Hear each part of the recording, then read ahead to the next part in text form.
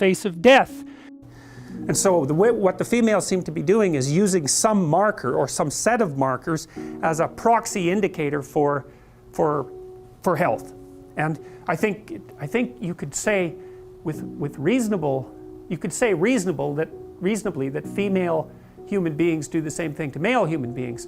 And there's some of that vice versa too. Like we evaluate each other, for example, for symmetry, which is one of the elements of beauty, because healthier people tend to be more symmetrical, and lots of animals use symmetry. Butterflies, if butterflies won't mate with another butterfly if it deviates from symmetry by the tiniest amounts you can imagine. So symmetry is a marker, and there's other markers like shoulder width to waist width is one, and waist width to hip width is another. That's usually what males use that to evaluate females in part. So there's lots of markers of health. But it also looks to me like the data worldwide seems to indicate that women, so imagine that women mate across dominance hierarchies and up, socioeconomically speaking, and on average across cultures women go for men who are about 4 to 5 years older. You know, it varies. In the Scandinavian countries that's shrunk a little bit, but not that much.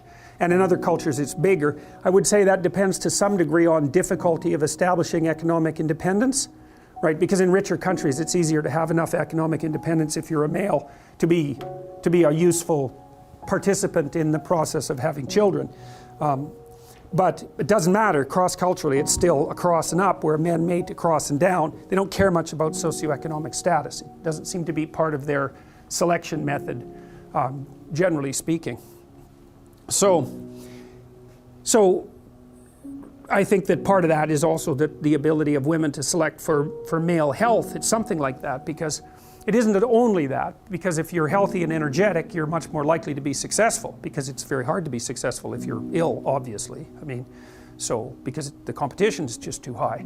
And both genders, both sexes select each other for attractiveness, both select for intelligence, both select for personality, although there are differences there in terms of what's stressed. But so I think you can derive a couple of things out of this, and this is where I think people are different than other animals. Importantly different is that, so you imagine that there's tremendous selection pressure towards the production, let's say, of men who are good at climbing male dominance hierarchies, or climbing the male dominance hierarchy. But the thing that's so interesting about people is that we've multiplied our dominance hierarchies.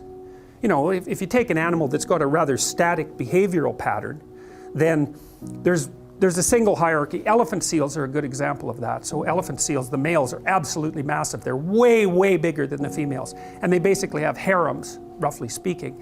And they use physical prowess as their marker of status, essentially. And obviously size is a huge part of that, because otherwise the male elephant seals wouldn't be as, they're massive, these things. They're absolutely enormous.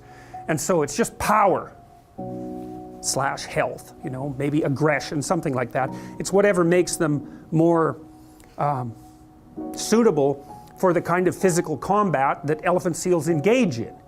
So, and the degree to which power is associated with dominance status in those sorts of situations seems to be associated with the size differential between males and females.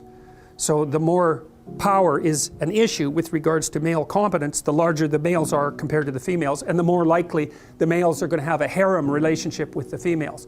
And you see that a little bit in human beings, because men are bigger than women.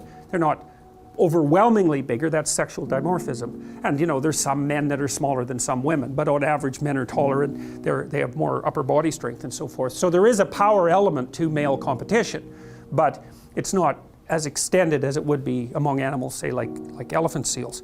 So in the elephant seal, you see maybe there's one stable set of traits that's being selected for that makes the males more likely to reproduce. But human beings, we're very weird creatures because we're so conceptually flexible. And so what seems to have happened, maybe males started selecting each other in dominance competitions for something like cognitive flexibility and conscientiousness. It's something like that.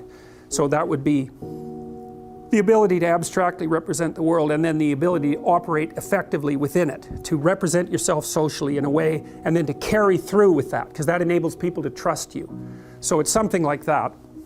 And so that produced cortical expansion, and then women were selecting men who were good at that, and that produced cortical expansion. And then there's an arms race between women and men with regards to intelligence. So the women kept up, or they certainly kept up with intelligence as the evolutionary cycle continued.